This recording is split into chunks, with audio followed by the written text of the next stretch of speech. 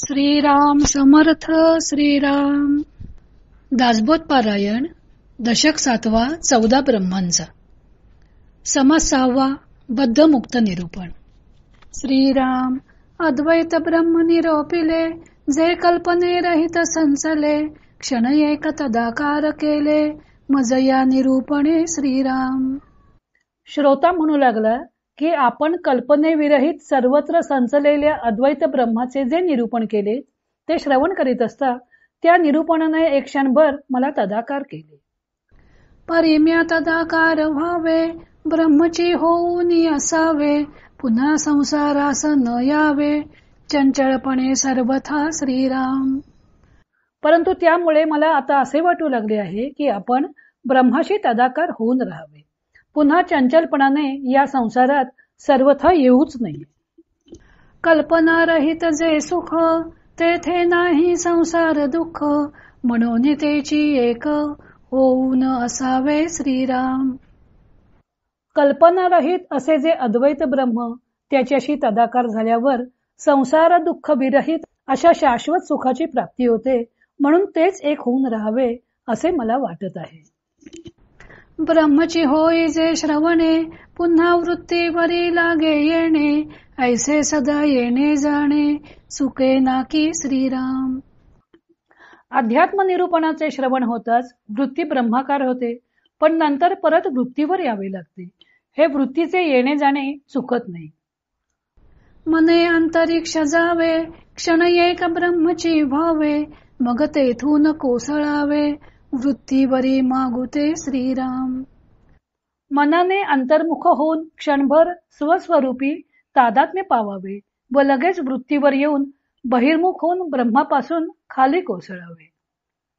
प्रत्यावृत्ती सैरा वैरा किती करू ये रझारा पायी लावून या दोरा कीटक जैसा श्रीराम. याप्रमाणे अशी वृत्तीची द्विधा परिस्थिती होत आहे. अशा येरझारा किती काळ चालणार? एखाद्या कीटकाच्या पायाला दोरा बांधून सारखे खालीवर फिरवावे तशी माझी अवस्था होत आहे. उपदेश काळी तदाकार होता पडे हे शरीर अथवा नेणे आपपर ऐसे झाले पाहिजे श्रीराम. उपदेशकाळी ब्रह्माशी तदाकार झाल्याबरोबर एकतर शरीर पडले तरी पाहिजे किंवा राहिले तरी द्वैत भावनाच उरलेली नाही असे तरी झाले पाहिजे. ऐसे नसता जे बोलणे तेची वाटेला जिरवणे ब्रह्म होऊन संसार करणे हेही विपरीत दिसे श्रीराम.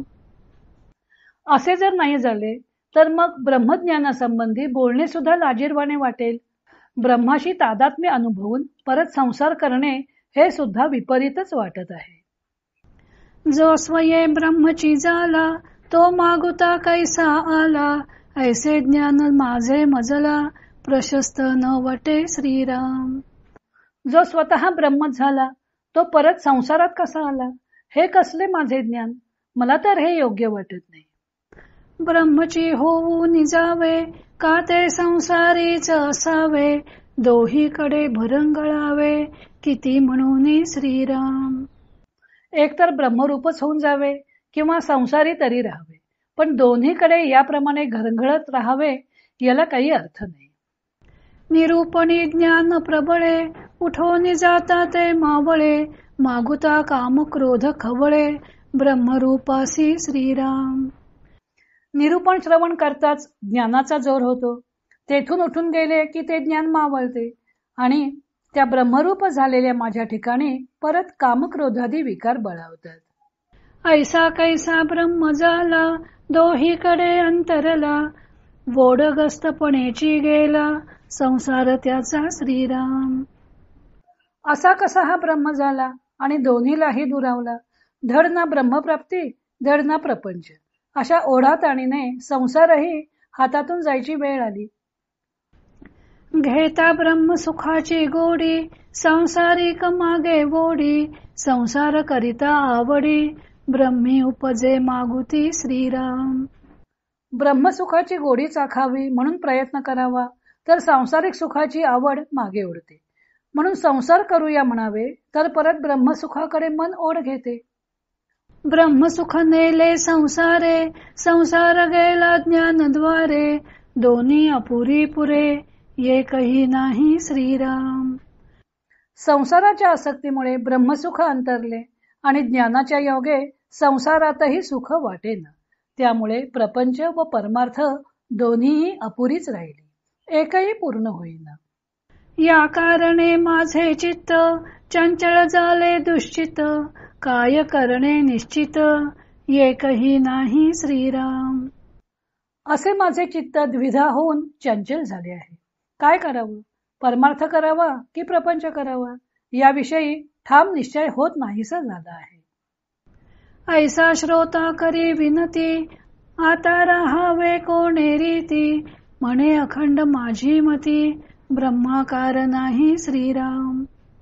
असं म्हणून श्रोत्याने विनंती केली की माझी बुद्धी अखंड ब्रह्माकार राहत नाही, तरी मी आता कोणत्या प्रकारे राहावे ते सांगा. आता याचे प्रत्युत्तर वक्ता देईल सुंदर, श्रोती व्हावे निरोत्तर, क्षण एका आता श्रीराम. आता याला वक्ता जे सुंदर प्रत्युत्तर देईल ते ऐकून क्षणभर श्रोता निरुत्तरच होईल. ब्रह्मची होऊन जे पडिले, तेची मुक्त पदास गेले, येरते काय बुडाले, व्यासाधिक श्रीराम. वक्ता म्हणाला की जे ब्रह्म होऊन निश्चित पडले तेच फक्त मुक्त झाले आणि बाकीचे व्यासाधिक बुडाले की काय. श्रोता विनती करी पुढती, शुको मुक्तो वामदेवो वा हे श्रुती, दोघेची मुक्त आदी अंती, बोलतसे श्रीराम. तेव्हा श्रोत्याने परत विनंती केली की श्रुती सांगते की शुको मुक्तो वामदेवो वा म्हणजे आदी व अंती हे दोघेच मुक्त झाले. वेदे बद्ध केले सर्व, मुक्त शुक वामदेव, वेद वचनी अभाव, कैसा धरावा श्रीराम. वेदांनी इतर सर्वांना बद्ध म्हटले आहे, फक्त शुक आणि वामदेवच मुक्त झाले. या वेदवचनावर अश्रद्धा कशी ठेवावी. ऐसा श्रोता वेदाधारे, देता झाला प्रत्युत्तरे, दोघेची मुक्त अत्यादरे, प्रतिपाद्य केले श्रीराम. असे श्रोत्याने वेदवचनाच्या आधारे प्रत्युत्तर दिले व दोघेच मुक्त असे प्रतिपादन केले. वक्ता बोले या उपरी, दोघेची मुक्त सृष्टीवरी, ऐसे बोलता उरी, कोणासा आहे श्रीराम. तेव्हा वक्ता म्हणाला की या सृष्टीत हे दोघेच फक्त मुक्त असे म्हटले तर इतरांची स्थिती काय आहे म्हणून म्हणावे. बहु ऋषी बहु मुनी, सिद्धयोगी आत्मज्ञानी, झाले पुरुष समाधानी, असंख्यात श्रीराम. अनेक ऋषी, अनेक मुनी, कित्येक सिद्ध, कित्येक योगी व आत्मज्ञानी पुरुष होऊन गेले. ज्यांना शाश्वत समाधान प्राप्त झाले होते असे असंख्य लोक होऊन गेले.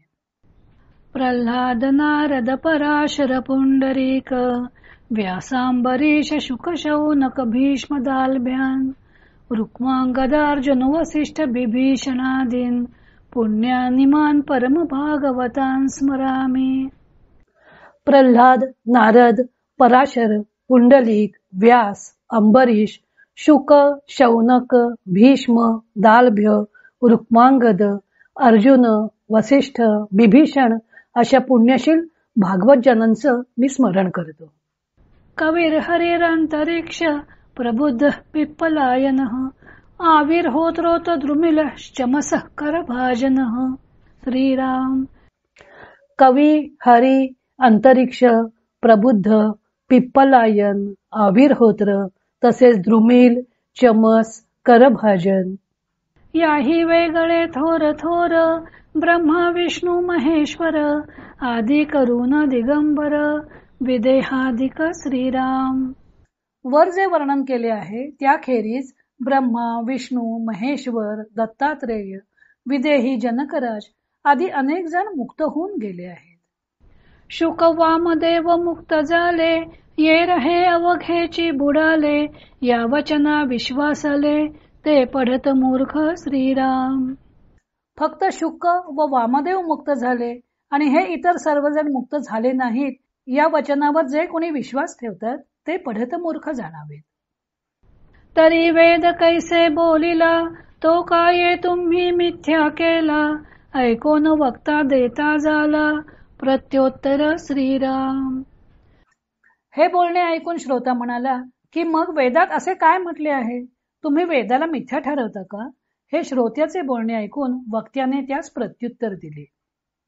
वेद बोलिला पूर्व पक्ष, मूर्ख तेथेची लावी लक्ष. साधू आणि व्युत्पन्न दक्ष, त्यास हे न मने श्रीराम. वेदांनी केवळ पूर्व पक्ष मांडला.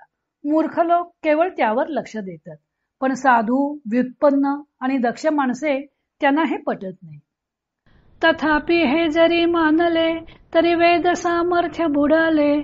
वेदाचे नि उद्धरले, नवचे कोणा श्रीराम. पण समजा जर हे खरे मानले, तर मग वेदांमध्ये लोकांना उद्धरण्याचे सामर्थ्यच नाही असा त्याचा अभिप्राय होईल व त्याची थोरवी नष्ट होईल.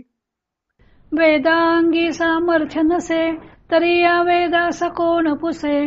म्हणून वेदी सामर्थ्य असे, जन उद्धरावया श्रीराम. वेदांच्या अंगी जर सामर्थ्य नसते, तर वेदांना कुणी विचारले असते. म्हणून हे लक्षात घेतले पाहिजे की लोकांचा उद्धार करण्याचे सामर्थ्य वेदांमध्ये निश्चितच आहे. वेदाक्षर घडे जासी, तो बोलिजे पुण्य रासी. म्हणून वेदी सामर्थ्यासी, काय उणे श्रीराम. जो वेदाभ्यास करतो तो अत्यंत पुण्यवान समजला जातो. म्हणून वेदांच्या ठिकाणी सामर्थ्याला काय तोटा आहे.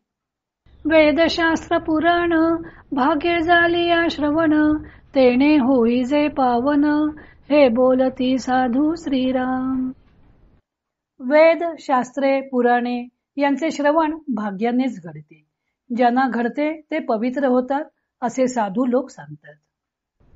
श्लोक अथवा श्लोकार्थ, नाही तरी श्लोकपाद. श्रवण होता एक शब्द, नाना दोष जाती श्रीराम. एक श्लोक अथवा अर्धा श्लोक एवढेच नव्हे, तर श्लोकाच्या एका चरणाचे श्रवण घडले तरी अनेक दोष नाहीसे होतात. वेदशास्त्री पुराणी, ऐशा वाक्याच्या ऐणी. अगाध महिमा व्यासवाणी, बदोन गेली श्रीराम.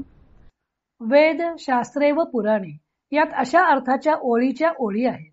व्यासाने आपल्या ग्रंथातून वेदांचा अगाध महिमा वर्णन केला आहे. एकाक्षर होता श्रवण, तत्काळची होई जे पावन.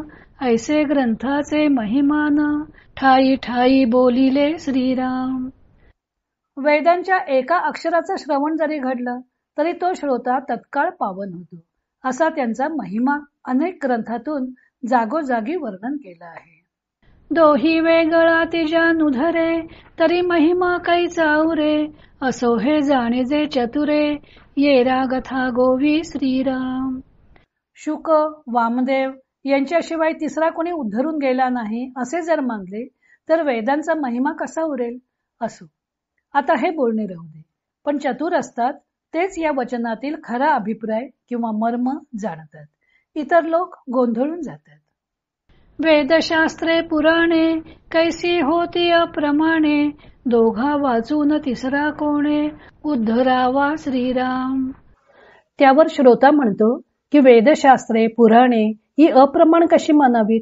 पण शुक, वामदेवाखेरीज आणखी कोणाकोणाचा उद्धार झाला आहे. मनसी काष्ठी लागून पडला, तोची एक मुक्त झाला. शुक तोही अनुवादला, नाना निरूपणे श्रीराम. त्यावर वक्ता म्हणतो की तुला असे वाटत आहे का की जो लाकडासारखा निश्चेष्टित होऊन पडला असेल तोच मुक्त होतो. पण हे वाटणे बरोबर नाही, कारण शुकदेवही काही तसे निश्चित पडून राहिलेले नव्हते. त्यांनी अनेकदा अध्यात्मावर निरूपण केले होते.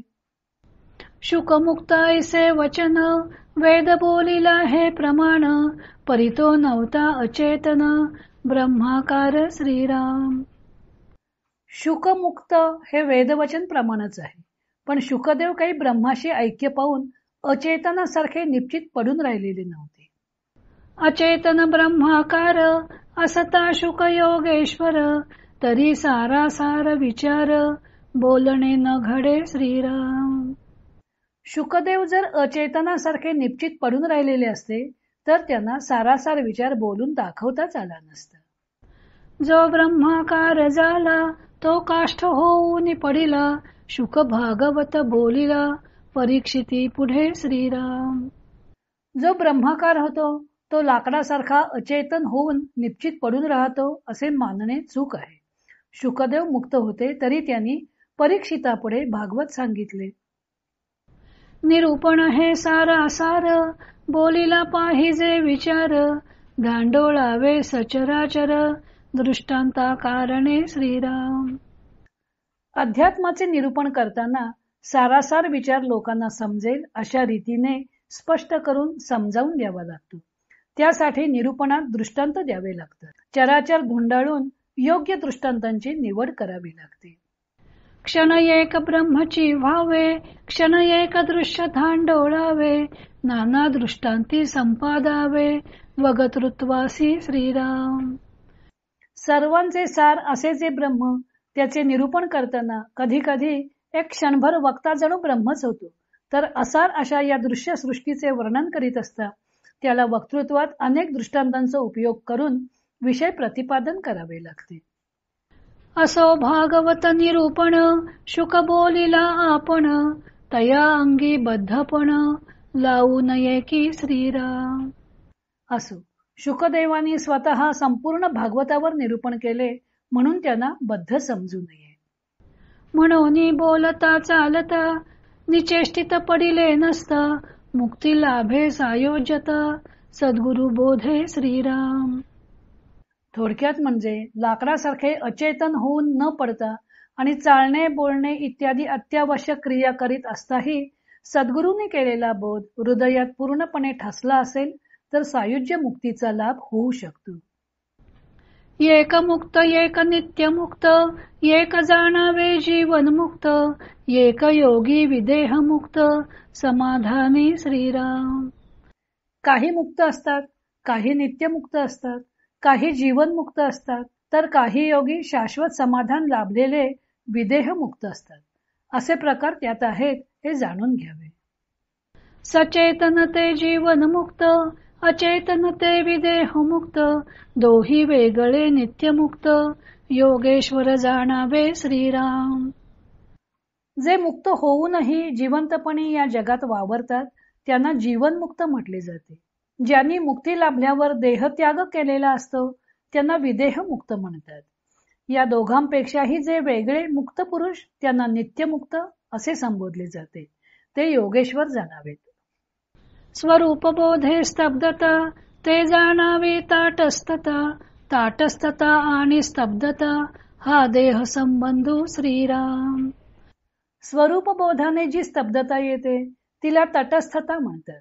स्तब्धता किंवा तटस्थता हे देहाच्या संबंधाने म्हटली जाते. येथे अनुभवासी कारण, येर सर्व निष्कारण, तृप्ती पावावी आपण, आपुल्या स्वानुभवे श्रीराम.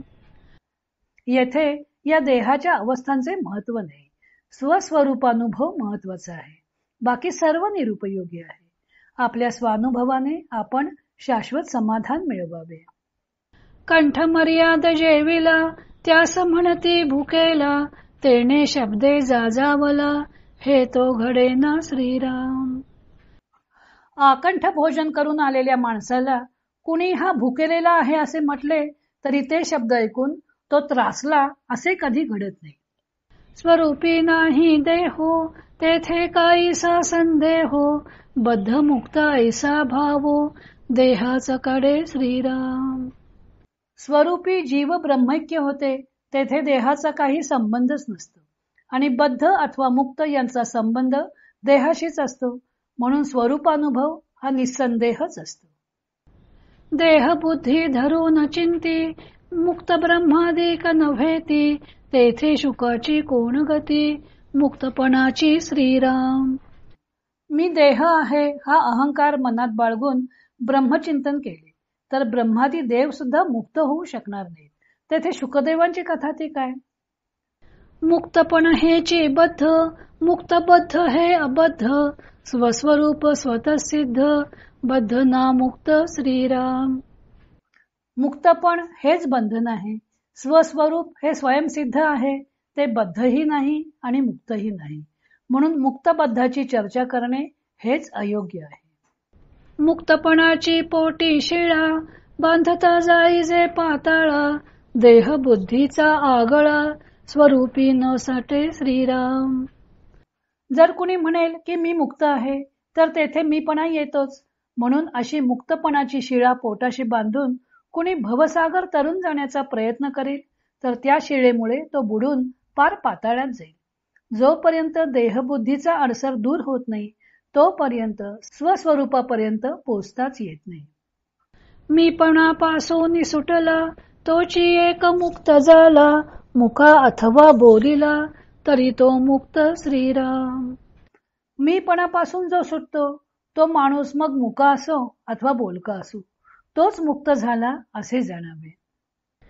जयास बांधावे ते वाव, तेथे कैचा मुक्त भाव, पाहो जाता सकळ वाव, गुणवार्ता श्रीराम. ज्या योगे बंधन झाले असे वाटते, तेच मुळी मिथ्या आहे. जर बंधनच मिथ्या, तर मुक्ती खरी कशी असणार? म्हणून सखोल विचार केल्यावर कळून येते की बंधन आणि मुक्ती ही त्रिगुणांमुळे भासत असतात. म्हणून सर्व काही मिथ्याच असते.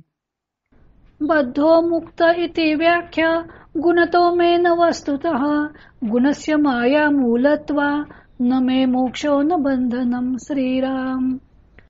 बद्ध मुक्त हे वर्णन गुणांच्या क्षेत्रात येते. आत्मवस्तूच्या दृष्टीने ते योग्य नाही. गुणांचे मूळ माया आहे आणि ती तर खरी नाही. म्हणून आत्म्याला बंधनही नाही आणि मोक्षही नाही. तत्वज्ञाता परमशुद्ध, तयासी नाही मुक्तबद्ध, मुक्तबद्ध हा विनोद, माया गुणे श्रीराम. परमशुद्ध असा आत्मज्ञानी असतो, तो बद्धही नसतो आणि मुक्तही नसतो. माया आणि तिच्यापासून होणारे त्रिगुण यांचा बद्ध मुक्त हा खेळ असतो. जेथे नामरूप हे सरे, तेथे मुक्तपण कैचे उरे, मुक्त झाला हे विसरे, विसरले पणेसी श्रीराम. आत्मस्वरूपाच्या ठिकाणी नामरूपही उरत नाही, तर मुक्तपणा कसा उरेल? खरा शुद्ध आत्मज्ञानी मी बद्ध किंवा मुक्त हे तर विसरतोच, पण आपण ते विसरलो ही जाणीवही तो विसरतो. बद्ध मुक्त झाला कोण, तो तरी नव्हे की आपण, बंधक जाणावे मी पण, धरत्यास बाधी श्रीराम. म्हणजे बद्ध कोण होता, मुक्त कोण झाला, तो कोणी का असेना, तो आपण नव्हे हे शुद्ध ज्ञानी जाणत असतो. ज्याला कुणाला मी मुक्त झालो असे वाटते, त्याला ते मीपणच बंधनकारक ठरते व तो बंधनात पडतो. एवं हा अवघा भ्रम, अहंतेचा झाला श्रम, मायातीत तो विश्राम, सेविला नाही श्रीराम. थोडक्यात म्हणजे मी बद्ध मी मुक्त हा अवघा भ्रमच आहे. देहाहंतेमुळे हे भ्रम होतात, कारण मायातीत असा जो स्वस्वरूपानुभव विश्राम त्याचा अनुभवच अद्याप आलेला नसतो. असो बद्धता आणि मुक्तता, आली कल्पनेच्या माथा, ते कल्पना तरी तत्वता, साच आहे श्रीराम. कल्पनेमुळे बद्धता आणि मुक्तता या अवस्था भासतात, पण ज्या कल्पनेमुळे त्या अवस्था भासतात ती कल्पना तरी कोठे खरी आहे? म्हणून हे मृगजळ, माया नाथिले आभाळ, स्वप्न मिथ्या तत्काळ, जागृतीस होये श्रीराम. म्हणून बद्धता आणि मुक्तता या मृगजळाप्रमाणे किंवा आकाशातील अभ्राप्रमाणे मिथ्या असून मायेमुळेच त्या खऱ्या वाटतात. स्वप्नात असताना स्वप्नदृश्य खरे वाटते, पण जागृती आली की स्वप्न व त्यातील दृश्य मिथ्या असल्याचे कळून येते. स्वप्नी बद्ध मुक्त झाला, तो जागृतीस नाही आला, कैचा कोण काये झाला, काही कळेना श्रीराम. स्वप्नात एखाद्याला प्रथम आपण बद्ध आहोत असे वाटावे व स्वप्नातच आपण आता मुक्त झालो असे खात्रीपूर्वक वाटावे, पण जागे होताच ते स्वप्न होते हे त्याला कळून येते. मग कोण बद्ध झाला आणि कोण आणि कसा मुक्त झाला म्हणावे हे त्याला कळतच नाही. म्हणून मुक्त विश्वजन, जयास झाले आत्मज्ञान, शुद्ध ज्ञाने मुक्तपण, समूळ वाव श्रीराम. म्हणून ज्यांना आत्मज्ञान होते ते सर्व लोक मुक्त म्हणावेत. पण तेच आत्मज्ञान दृढ होऊन शुद्ध ज्ञान झाले की मग मुक्तपणाही माईकच ठरतो. बद्धमुक्त हा संदेहो, धरी कल्पनेचा देहो, साधू सदा निसंदेहो, देहातीत वस्तू श्रीराम. देहाहंता जोपर्यंत सूक्ष्म का होईना शिल्लक असते, तोपर्यंत साधकाच्या मनात आपण बद्ध की मुक्त असा संदेह कल्पनेमुळे निर्माण होतो. आत्मवस्तू ही देहातीत असते. त्या आत्मवस्तूशी ऐक्य पाहून जो देहातीत होतो, तो साधू कायमचा निसंदेह होतो. आता असो हे पुढती, पुढे राहावे कोणे रीती, तेची निरूपण श्रोती, सावध परिसावे श्रीराम. आता हा विषय पुरे.